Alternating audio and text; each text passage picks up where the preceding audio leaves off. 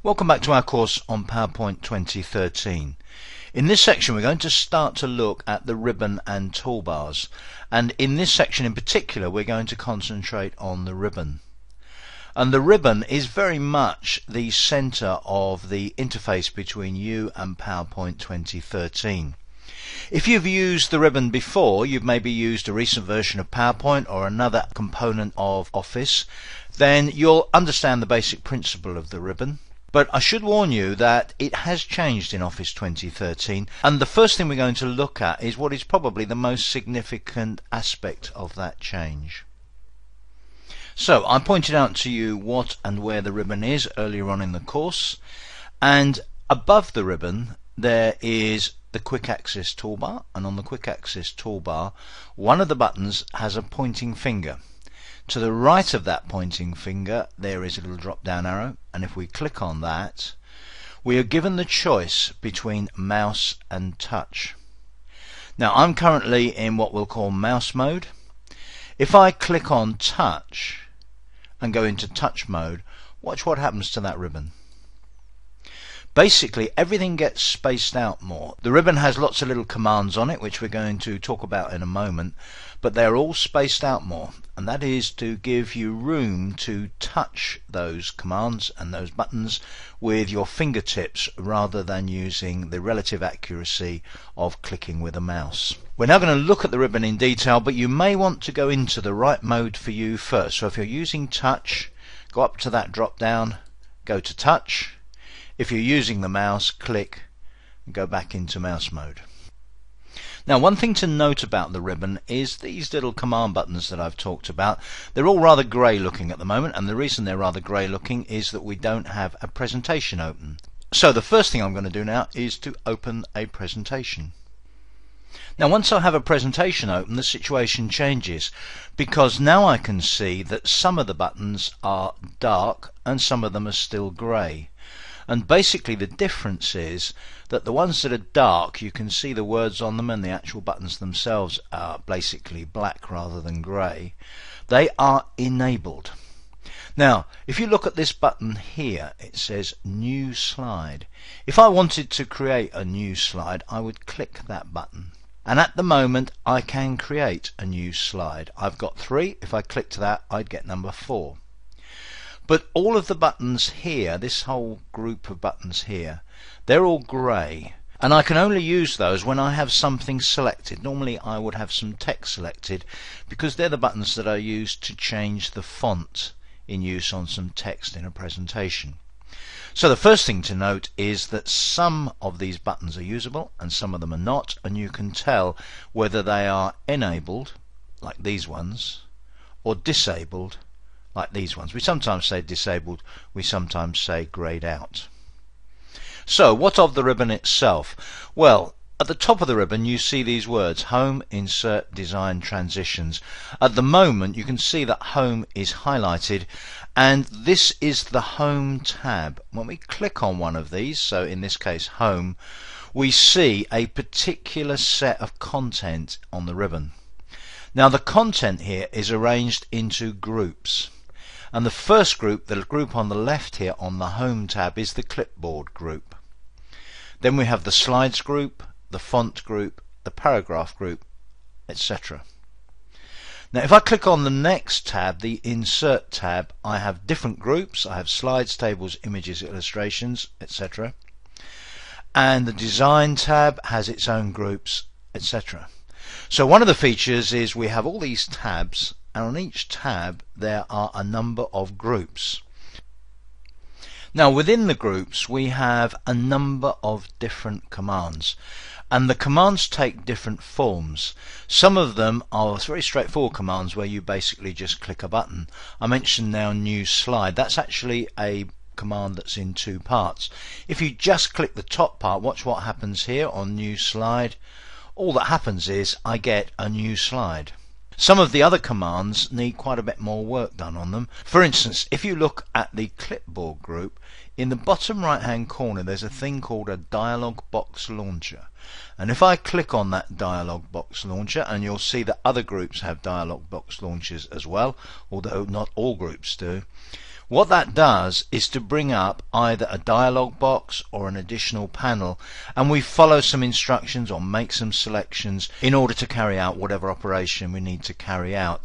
So what happens when you click something on the ribbon varies quite a lot. Now obviously during the course we're going to be looking at many of these commands and what they do, so I'm not going to go into them in great detail now, but it's important to recognize that different commands work in different ways, and sometimes they're a single click once, something happens. In others you're actually starting off quite a long chain of events and operations. So what I've just done is to insert a picture onto this slide. You'll see how to insert pictures yourself later on. But note that if I select that picture, so if I click on that picture, what happens is, apart from the picture itself getting this sort of selection rectangle around it, is if you look up at the ribbon, there is now a new tab. It wasn't there before, and it's what's called a contextual tab. It's the sort of tab that only appears under certain circumstances. One of the circumstances in which contextual tabs appear is if you have a picture selected, and then you have tabs that come under the heading of Picture Tools, and the tab you see here is the Format tab. Now with that tab visible, you can select it, and then you have a number of commands arranged into groups that are appropriate for formatting a picture, hence the name of the tab. There are various other things you can do, such as insert a table, and in each of those cases you will get contextual tabs.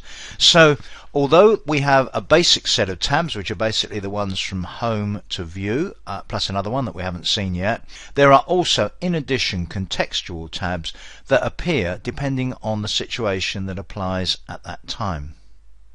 Now one thing you may be aware of if you've been using the ribbon for a while, or even if you're new to the ribbon, you may look at it now and say the ribbon actually takes up quite a lot of space, doesn't it? If you're trying to work on something where you need to see a lot of detail, you don't want to lose probably about 15%, 20% of the working area to the ribbon. Well, certainly once you're used to using the ribbon, you can overcome this in a couple of ways. One of the ways is to basically minimize the ribbon, which doesn't stop you using it, it just means you use it in a different way. If I hover over this little arrow to the bottom right hand corner of the ribbon, you'll see that its screen tip is collapse the ribbon. Need a bit more space, collapse the ribbon so only the tab names show. If you click on that, you certainly have more space to work in. You may say, well, how do I execute the commands? Because I can't see them anymore, they've all disappeared. The answer to that is that if you know where your commands are, then you click on the appropriate tab. Let's suppose I want to do something on the Home tab. Click on the Home tab, and once you've clicked on it, the ribbon appears until you execute one of these commands. So you can actually say, right, I want to arrange some shapes, or I want to put in a new slide. Once you've executed a command, the ribbon will then collapse back down again and move out of view.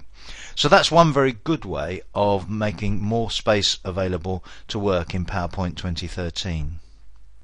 Now if you do decide to work in that way, then if you need to revert back to having the ribbon visible all the time, the button on the bottom right hand corner of the ribbon now says pin the ribbon. Like seeing the ribbon, keep it open while you work. If you click on that again, then the ribbon is now visible all of the time and doesn't auto collapse anymore. And there is another and more flexible way of achieving the same thing now in PowerPoint 2013. To the right of the help question mark up here, there is a button that's called the ribbon display options. If I click on ribbon display options, you see I have three options: auto hide ribbon, show tabs, and show tabs and commands. Now show tabs and commands basically means the ribbon's there and open all of the time. Show tabs is really the collapse version that we just saw. Show ribbon tabs only, click a tab to show the commands, that's what we did just now.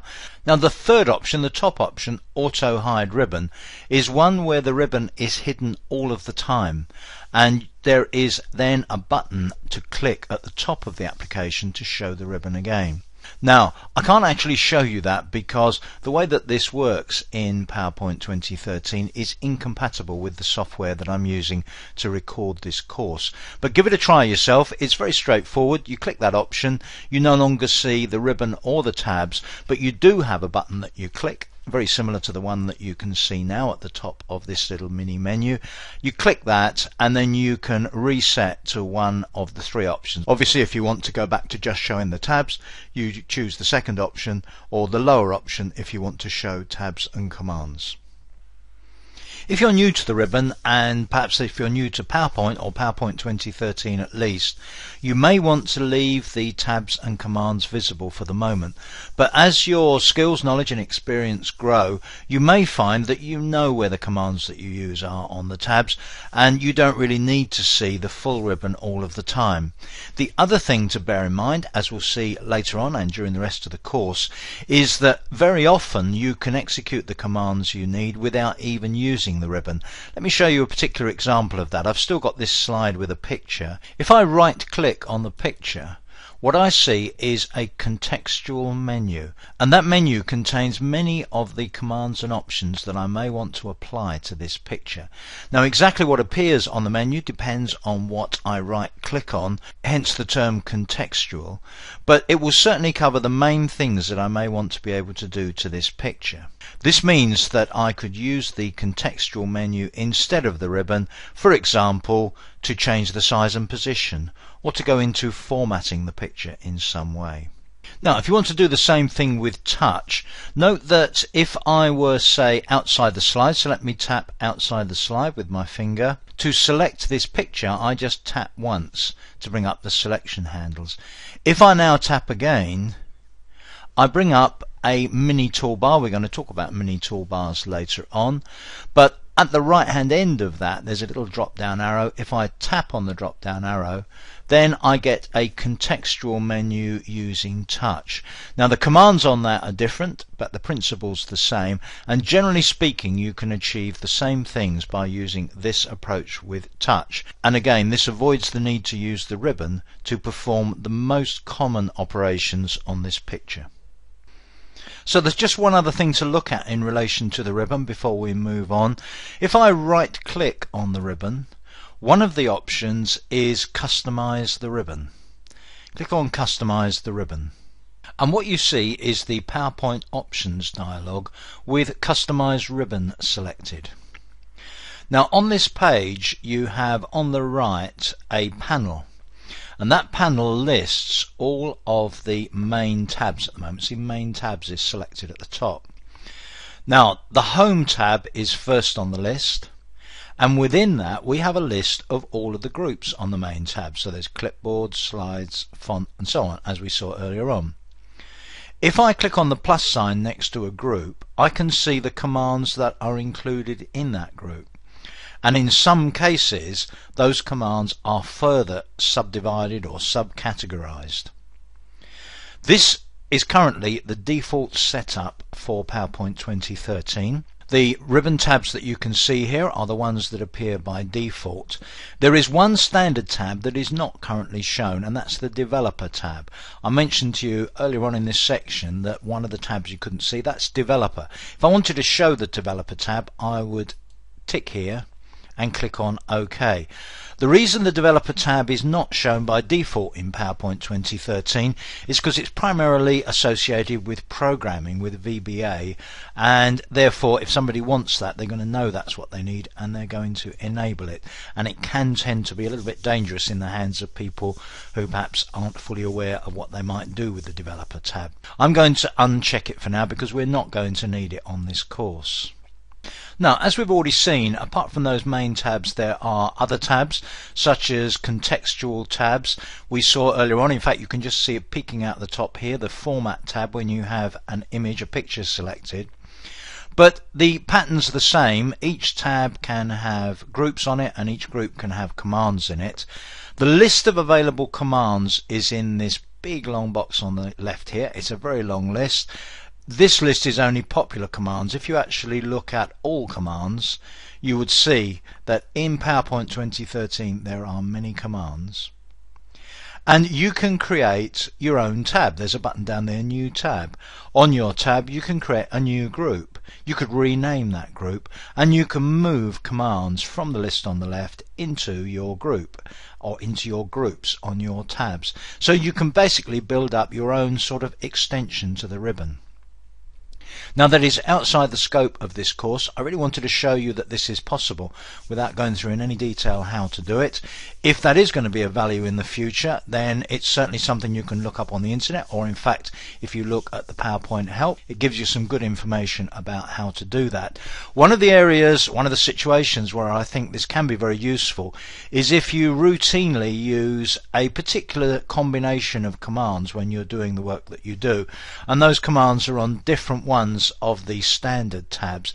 You can create your own tab with perhaps 4 or 5 groups, and each of those groups has some of the commands that you need for these standard processes that you perform. And I think that kind of thing can be very useful. But as I say, customizing the ribbon is outside the scope of this course, and that's really it on the ribbon for now. In the next section we're going to look at the quick access toolbar, so please join me for that.